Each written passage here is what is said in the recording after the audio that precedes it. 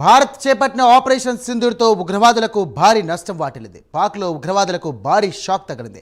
9 ఉగ్ర స్థావరాలపై మెరుపు దాడి చేసింది. ఈ దాడిలో 90 మందికి పైగా ఉగ్రవాదులు మృతి చెందారని తెలుస్తోంది. జైషీ మహమ్మద్ టెర్రరిస్టులు చాలా మంది రాష్ట్రపతి ద్రౌపది ముర్ముతో, ప్రధాని మోదీతో భేటీ అయ్యారు. ఆపరేషన్ సింధూర్ గురించి రాష్ట్రపతికి వివరించారు ప్రధాని.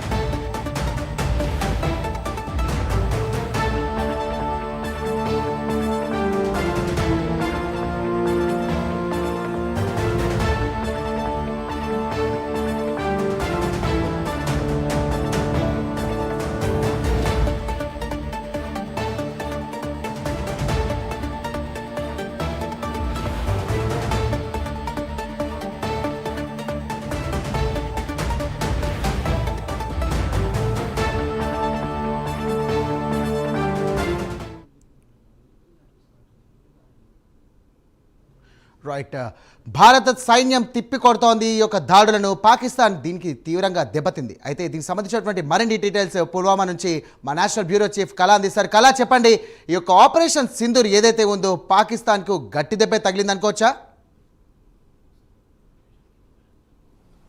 సైరామ్, దాదాపు ఇప్పుడు మనం ప్రస్తుతం పుల్వామా, అంటే ఇంతకుముందు మనకు పుల్వామా దాడి జరిగినటువంటి ప్లేస్లో ఇప్పుడు మనం ప్రస్తుతం ఉన్నాము. అయితే సైరామ్, ఒక బ్రేకింగ్ న్యూస్ అని చెప్పవచ్చు. దాదాపు మనకు బారాముల్లా చౌకీ బార్ అన్నటువంటిది, తర్వాత గురేయి అన్నటువంటి ప్రాంతంలో పాకిస్తాన్ నియంత్రణ రేఖను దాటి దాడి చేస్తున్నటువంటి పరిస్థితులు ఒక బ్రేకింగ్ న్యూస్ అని చెప్పవచ్చు. దాదాపు ఇప్పటి వరకు కూడా అక్కడ ప్రాణ నష్టం ఏం జరగలేదు, కానీ అక్కడి నుంచి మాత్రము పాకిస్తాన్ మెరుపు దాడులు చేస్తుందన్నటువంటిది. ఇదంతా కూడా బారాముల్లా సెక్టార్లో ఉన్నటువంటి ఈ ప్రాంతం నుంచి అక్కడ పాకిస్తాన్ దాడులు ప్రారంభించింది సైరామ్. అయితే ముఖ్యంగా మనం ఇప్పుడు పుల్వామా ఏరియాలో ఉన్నాం. మొత్తం అంతా కూడా ఏదైతే పుల్వామా దాడి జరిగినటువంటి ఏరియా ఇదంతా, ఇక్కడంతా కూడా మొత్తం సెక్యూరిటీని కూడా ఒకవైపు పెంచుతున్నటువంటిది. దాదాపు ఒక ప్రాంతం నుంచి ఇంకో ప్రాంతానికి వెళ్ళేటటువంటి రోడ్లన్నింటిని కూడా మూసివేస్తున్న సందర్భంలో మన వెనకాల వెహికల్స్ అన్నీ కూడా వెళ్తున్నాయి. చాలా హడావుడిగా ఉన్నటువంటి సందర్భం. అయితే ఏదైతే మనకు బారాముల్లాలో ఇక్కడ కాల్పులు జరుగుతున్నాయి, కాల్పులు ప్రారంభమయ్యాయి. ఏదైతే ఆపరేషన్ సింధూర్ సంబంధించినటువంటి సమావేశం, అంటే ఇది మనకు కేంద్ర కేబినెట్ సమావేశంలో కూడా మొత్తం అంతా కూడా ప్రధాని నరేంద్ర మోడీ గారు చెప్పడం జరిగింది. అయితే ఇదే విషయాన్ని మనకు రాష్ట్రపతి ద్రౌపది ముర్ముతో కూడా సమావేశంలో ఆపరేషన్ ఏ విధంగా చేశారన్నది పూర్తి నివేదికలతో కూడా సమావేశంలో చెప్పారు. రేపు అఖిలపక్ష సమావేశం మరొకసారి కూడా భేటీ కానుంది. అయితే మొత్తం మీద ఈ సమావేశము మరొకసారి రేపు 11 గంటలకు సమావేశం కాబోతుంది. అంటే ఇక్కడ మనం కొంత ఆలోచించాలి. ఈరోజు జరిగినటువంటి సమావేశంలో ఏ విధంగా చేశారో ఆపరేషన్ అన్నది ఒక పాయింట్. రేపు జరగబోయేటటువంటి సమావేశంలో మరి సైన్యము ఏ విధమైనటువంటి చర్యలు తీసుకోబోతుంది ముందు అన్నది కూడా ఎంతో ఉత్కంఠతో ఎదురు చూస్తున్నారు. అయితే అక్కడ ఏదైతే పాకిస్తాన్కి ఇప్పుడు అందుతున్నటువంటి సమాచారం ప్రకారం ఏదైతే కీలక స్థావరాలపై ఆర్మీ, ఏదైతే భారత సైన్యం ఆపరేషన్ సింధూర్ ప్రారంభించినప్పుడు వెంటనే ఆర్మీ సైన్యం మీద కాకుండా అక్కడ ఏదైతే పీఓకేలో ఉన్నటువంటి మనకు ఉగ్రవాద స్థావరాల మీదనే వాళ్ళ ఫోకస్ని పెట్టడం జరిగింది. ఏదైతే జైషే మహమ్మద్కి సంబంధించినది, లష్కర్ తోయిబాకి సంబంధించినటువంటి ఈ వీళ్ళ స్థావరాలపైననే వాళ్ళ ఫోకస్ అంతా కూడా ఆపరేషన్ సింధూర్లో మొట్టమొదట వాళ్ళ గోల్ సంబంధించినటువంటిది, ఆర్మీకి సంబంధించినది అంతా కూడా ఈ స్థావరాలపైన పెట్టారు.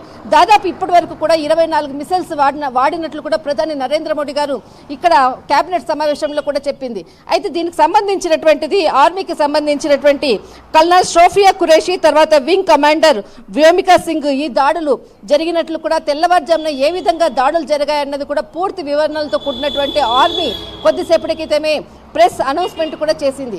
అయితే ఇప్పుడు ఏదైతే మనకు బారాముల్లా ఈ ప్రాంతంలో దాడులు ప్రారంభమయ్యాయి. అయితే మనకు పూంచ్ సెక్టర్ దాదాపు ఒక 50 కిలోమీటర్ల దూరంలో మనం ఉన్నాము. ఏదైతే అక్నూర్ కానీ, పూంచ్ సెక్టర్ కానీ, మనకు రాజౌరి, ఈ 3 చాలా కీలకమైనటువంటి ప్రాంతాలు.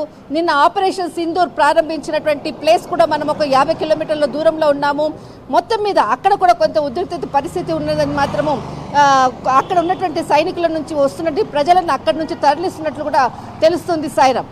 రైట్ కళ, ఇప్పుడు దాదాపు కూడా ఈ ఉగ్రవాద దాడిలో దాదాపు మనకు 100కు పైగా ఉగ్రవాదులు హతమైనట్టు కూడా తెలుస్తూ ఉంది. అలాగే పాకిస్తాన్పై చావు దెబ్బ కొట్టింది ఒక రైఫిల్. ఎందుకంటే నిజంగా అటాక్ చేయొచ్చు, అటాక్ చేయబోతున్నారా లేదా అని ఒక కన్ఫ్యూజన్లో ఉన్నటువంటి పాకిస్తాన్కి రాత్రి 1:30 సరిగ్గా ఆ టైంలో ఈ యొక్క రైఫిల్స్ దాడి జరగడంతో ఒక్కసారిగా ఉగ్రవాదులు అయితే భయపడ్డారు. దీంతో పాకిస్తాన్ దీన్ని ఎలా స్వీకరించబోతుంది అనుకోవచ్చు. సాయిరామ్, ఇక్కడ ఒకటి చాణక్య నీతితో కేంద్ర ప్రభుత్వము ముందుకు వెళ్ళింది అన్నది మాత్రం ఖచ్చితంగా చెప్పవచ్చు. ఏదైతే మనకు 2 రోజుల క్రితం 5వ తేదీన 6వ తేదీన మనకు కేంద్ర హోంశాఖ మంత్రి ఎంహెచ్ఏ ఆదేశాలు జారీ చేసింది.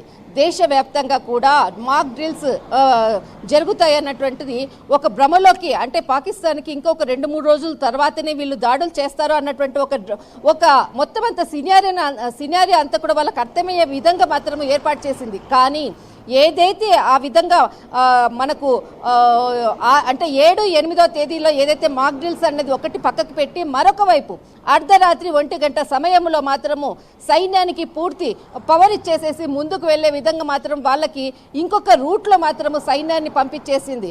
అంటే ఇక్కడ వాళ్ళు ఊహించింది, పాకిస్తాన్కి సంబంధించినటువంటి వాళ్ళు ఇంకా దాదాపు ఒక 3-4 రోజుల తర్వాత దాడులు ప్రారంభమవుతాయి అన్నటువంటిది ఏదైతే భ్రమలో ఉన్నారో అంతకన్నా ముందుగానే భారత సైన్యం అడుగు వేసి, ముఖ్యంగా సైన్యము వాళ్ళ ముందు ఏదైతే అక్కడ ఉన్నటువంటి పాకిస్తాన్ సైనికుల మీద కాకుండా ఎక్కడైతే ఉగ్రవాదుల యొక్క స్థావరాల పైననే మొట్టమొదట వాళ్ళ దృష్టి పడ్డది.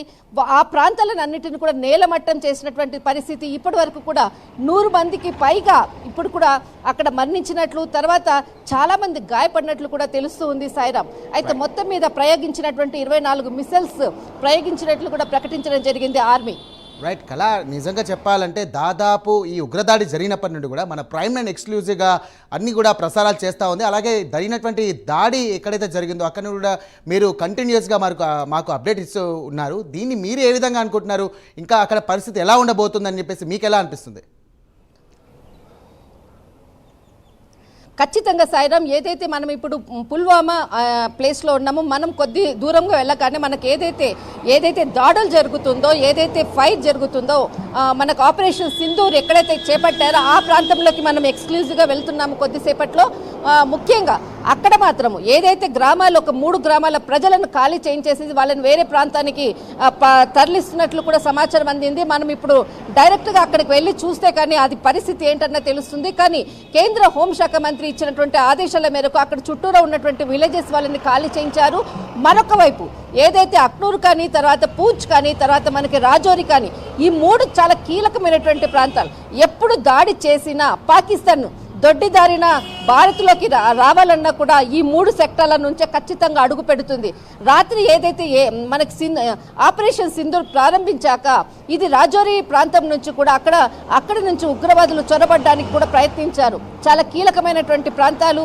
మనం ముందుకు వెళ్ళి అక్కడ పరిస్థితి ఏ విధంగా ఉన్నది మాత్రం తెలుసుకునే ప్రయత్నం చేద్దాం సాయిరామ్. రైట్, థ్యాంక్ యూ కళ. మిమ్మల్ని మళ్ళీ సంప్రదిస్తాం ఇదే అంశానికి సంబంధించి.